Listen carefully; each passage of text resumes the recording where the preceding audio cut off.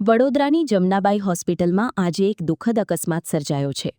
Hospital પરિસરમાં કારની અડફેટે આવતા 3 વર્ષીય બાળકનું સારવાર દરમિયાન મોત નીપજ્યું છે. સમગ્ર ઘટનાને લઈને હોસ્પિટલ તંત્ર દ્વારા તપાસ શરૂ કરવામાં આવી છે. વડોદરા શહેરના માંડવી વિસ્તાર પાસે આવેલી કાશીબા ચિલ્ડ્રન હોસ્પિટલ ખાતે આકૃતિ કન્સ્ટ્રક્શન કંપની દ્વારા બાંધકામની કામગીરી ચાલી રહી હતી. બાંધકામ દરમિયાન મજૂરો પોતાના પરિવાર સાથે સ્થળ પર હાજર હતા અને તેમના બાળકો પણ ત્યાં રમી રહ્યા હતા. તે દરમિયાન પ્રાથમિક માહિતી મુજબ હોસ્પિટલમાં ફરજ બજાવતા એક મહિલા તબીબની કારની અડફેટે 3 વર્ષીય નિવેદ નરેશભાઈ અંગારી આવી જતા ગંભીર અકસ્માત સર્જાયો હતો. અકસ્માત બાદ બાળકની તાત્કાલિક સારવાર માટે સયાજી હોસ્પિટલ ખસેડવામાં આવ્યો હતો, જ્યાં સારવાર દરમિયાન તેનું કરુણ મોત નીપજ્યું હતું. સમગ્ર ઘટનાને લઈને જમનાબાઈ હોસ્પિટલના ઇન્ચાર્જ આરએમઓ ડોક્ટર નીરજ પરીખે જણાવ્યું હતું કે હોસ્પિટલમાં એમએલઓ તરીકે ફરજ બજાવતા ડોક્ટર ગુડિયા પ્રમોદ સિન્હાની કાર સાથે અકસ્માતની ઘટના બની હોવાનું પ્રાથમિક તપાસમાં સામે આવ્યું છે.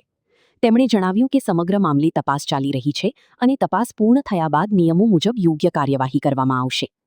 આ ઘટનાને લઈને મૃતક બાળકના પરિવારજનોમાં ભારે શોકનો માહોલ છે, જ્યારે પોલીસ અને સંબંધિત તંત્ર અકસ્માતના તમામ પાસાઓની તપાસમાં જોડાયું છે. જમનાબાઈ હોસ્પિટલ કેવી રીતે એક્સિડન્ટ થયો? એ તો કેવી રીતે થયો, છોકરો રમતો હતો ને ગાડી આવી તો. કોની ગાડી હતી? મેડમની. કયા મેડમ? મેડમ. હા, નામ તો નથી જાણતો હું. હોસ્પિટલમાં નોકરી કરે ડોક્ટર છે શું છે એ નહીં જાણતો, અમે તો કામ કરીએ છીએ ખાલી. હા, તો કેવી રીતે કામ કરો છો? સંતર પ્લાસ્ટર. અને કોન્ટ્રાક્ટરે તમને બોલવાની ના પાડી છે? ના તો કઈ નથી પાડી, પણ જો આવે છે અમારે સમાજ બધું થાય ત્યારે એમ, એટલે તમને કહું આમ તો વિડીયો નહીં બને. હા, માંગ તો હજુ કંઈ નિર્ણય નથી લીધું. બરાબર. હવે એ ખબર નહીં, છોકરાવાળા બીજા તો અમારે બધા ભેગા છીએ એટલે આવ્યા છે સાથે. તમારું શું નામ? બહાદુર. સંતર પ્લાસ્ટર જે રિપેરિંગ ચાલે છે હોસ્પિટલનું. કેટલા દિવસથી ચાલે છે કામ તો ચાલે છે લગભગ 3-4 મહિના થઈ ગયા. કોન્ટ્રાક્ટર કોણ છે? કોન્ટ્રાક્ટર તો સાહેબનું નામ તો નથી જાણતો, પણ મારા ભાઈ જ છે. આજે અમારા જાણ મુજબ સવારે ડૉક્ટર ગુડિયા પ્રમોદ કુમાર સિન્હા ડ્યુટી પર અહીં હોસ્પિટલ ખાતે આવી રહ્યા હતા, ત્યારે એમની ગાડી અહીંયા એક બાળક કામ કરતું હતું, એ બહાર રમતું હતું, તો એની ગાડી નીચે આવી ગયા અને થોડુંક હેડ ઇન્જરી જેવું થયું હતું. તો એના માટે તાત્કાલિક ડૉક્ટર ગુડિયા મેડમ એમની ગાડીમાં એસએસજી ખાતે લઈ ગયા છે એવી અમને જાણ મળેલ છે.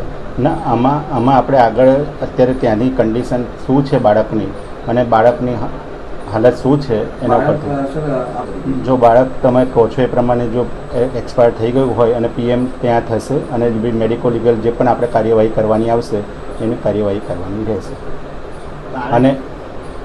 અને જે આમાં કદાચ જરૂર પડશે તો આપણે એના કોની ભૂલ છે એ પણ આપણે જોઈશું.